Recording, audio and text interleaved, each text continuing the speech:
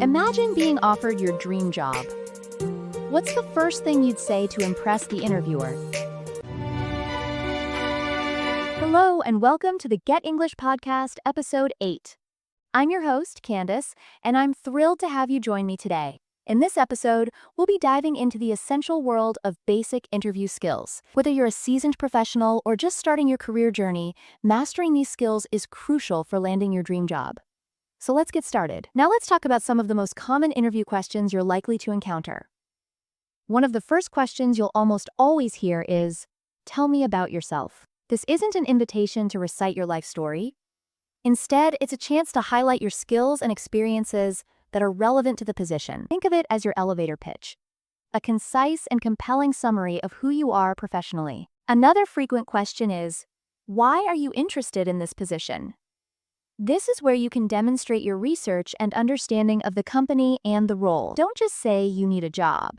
Explain what specifically excites you about this opportunity and how your skills and goals align with their needs. Show them you've done your homework and are genuinely interested in contributing to their team. So tell me a little about yourself. Well, I'm a recent graduate of XYZ University with a degree in marketing. During my studies, I developed a strong interest in digital marketing and social media strategies. Interesting. Tell me more. I gained practical experience through several internships, including one at a local advertising agency where I managed social media accounts for small businesses. I also led a successful social media campaign for a university fundraiser, which increased donations by 20%. I'm eager to apply my skills and passion for marketing to a challenging role like this one. Now, let's talk about a powerful technique for answering those tricky behavioral questions.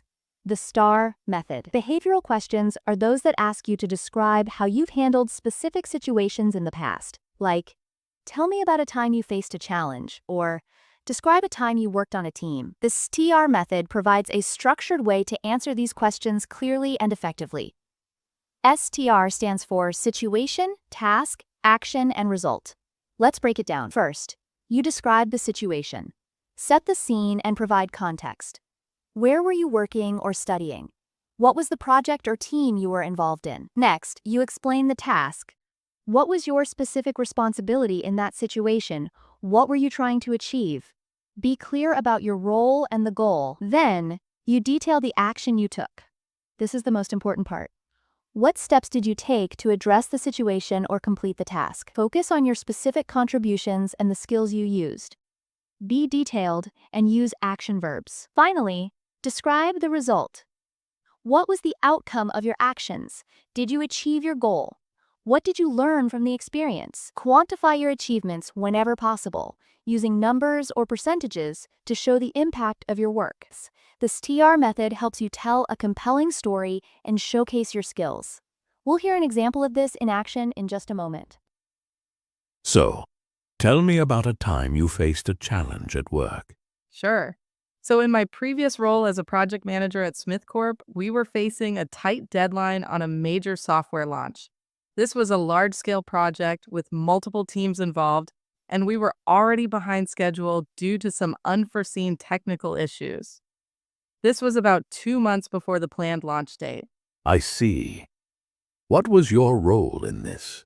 I was the lead project manager, so I was responsible for coordinating all the different teams, development, testing, marketing, and so on, and ensuring we met the deadline. We needed to get back on track and deliver a functioning product on time. I immediately organized a meeting with all the team leads.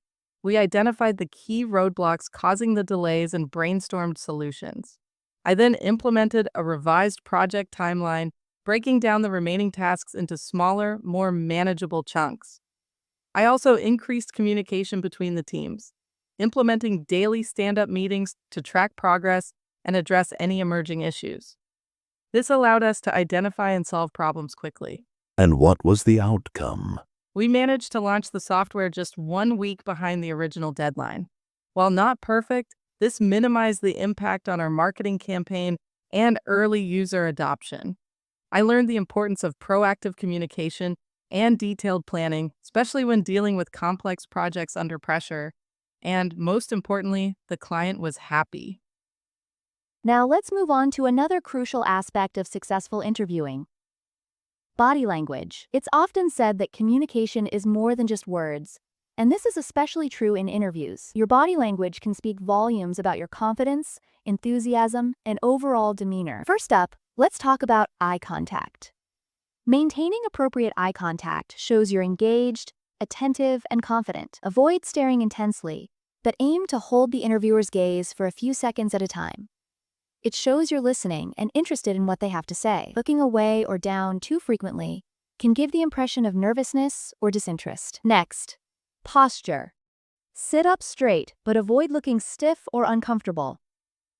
A good posture projects confidence and professionalism. Leaning in slightly can show you're engaged in the conversation, but avoid leaning back, as it can appear as though you're disengaged or bored. And finally, the handshake. A firm, confident handshake is a classic sign of professionalism. Offer your hand when you meet the interviewer, and make sure your grip is firm, but not bone-crushing. A limp handshake can suggest a lack of confidence, while an overly aggressive one can be off-putting. Practice your handshake with a friend or family member to find the right balance. A good handshake sets a positive tone from the very beginning. As we approach the end of our interview preparation, there's one final, vital piece of the puzzle we need to discuss: asking questions. Believe it or not, the questions times you time ask the interviewer are just as important as the questions they ask you. Asking thoughtful questions demonstrates your genuine interest in the position, your initiative, and your critical thinking skills. It shows you've been actively listening and that you're thinking beyond the basics. So what kind of questions should you ask? Avoid questions that can easily be answered with a quick Google search about the company. Instead, focus on questions that show you're thinking about your role within the company and the larger industry. For example, you might ask about the company culture, opportunities for professional development, or the biggest challenges facing the team. You could also inquire about the interviewer's own experience with the company or their perspective on the industry's future. Here are a few examples. What are some of the biggest challenges facing the team right now? What opportunities are there for professional development within the company? Quote, how would you describe the company culture? Quote, or what do you enjoy most about working here? These are just a few ideas to get you started. The best questions are those tailored to the specific company and position you're applying for. So there you have it.